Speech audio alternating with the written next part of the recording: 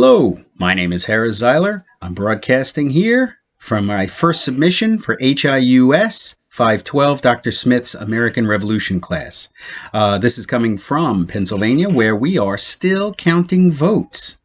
But on a more serious note, this is my first review of American Zion, the Old Testament, as a political text for the American Revolution to the Civil War by Aaron Shalev. This is the first chapter called Jewish Cincinnatus, and in chapter 1, Shalev uses the examples of stories and narratives and figures from the Old Testament as support for specific founding fathers and indeed for a cause of fighting the revolution itself.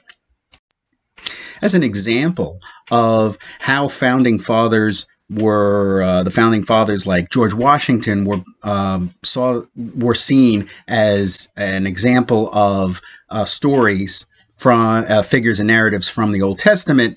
He compares George Washington to Gideon, and then so Gideon was compared to Washington and their refusal of a hereditary throne. Both of them successful, helped their people, and in the end, the people wanted to provide to enact them as a king or a hereditary throne, and both of them said no way, that they would not fight. They would not, put their sons in charge of people that they had helped to free.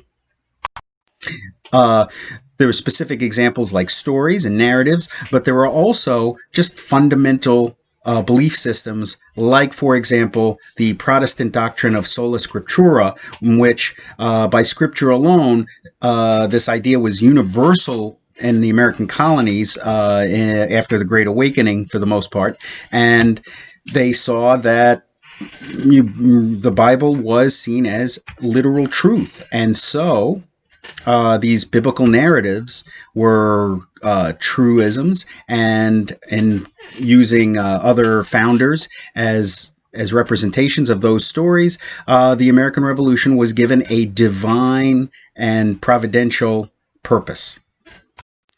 Two of the founders that I had found were in other works and also in this chapter was Thomas Paine, for one, and the other was Thomas Jefferson. So of these Thomases, Thomas Paine was seen as a man who was able to rally the American people by getting them to fight for something they already believed in, but perhaps maybe did not know they believed in it, which is fighting for a nation that was founded in nature's God, nature and God's will. Right? If you're fighting for a cause of God's will, then people would be more susceptible to trying to live up to those ideals. And so that was basically the idea behind Thomas Jefferson. Though a deist himself, was not anti-religion. In fact, a defender of freedom of religion in Virginia and later in the entire nation. And Thomas Jefferson translated Jefferson's Bible, as we saw in the video, and also in one of my bibliographical sources. Thomas Jefferson's Anglo-Saxon Genesis, a Romance by Amanda Louise Johnson of Rice University.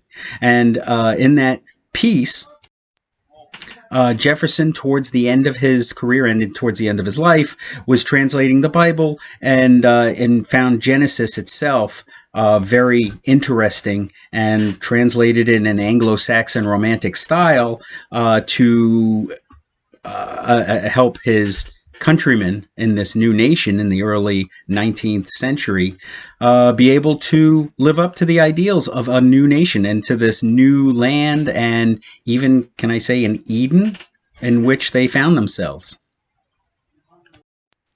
So in conclusion, I want to agree with one of my other sources, Jonathan Keller of Manhattan College, who says that people underestimate the role of the Hebraic prophecy of the Old Testament in the founding of the American nation. During the Revolution, the Christian fundamentals were very important to the founders, to the general nation at large, to the key figures I presented here, Thomas and Jefferson and Thomas Paine, not to mention George Washington and many others. And therefore, these figures were not just figures for American history, but also perhaps reenactments and embodiment of the narratives and figures of the Old Testament. Thank you very much. Thank you for watching, and have a good day.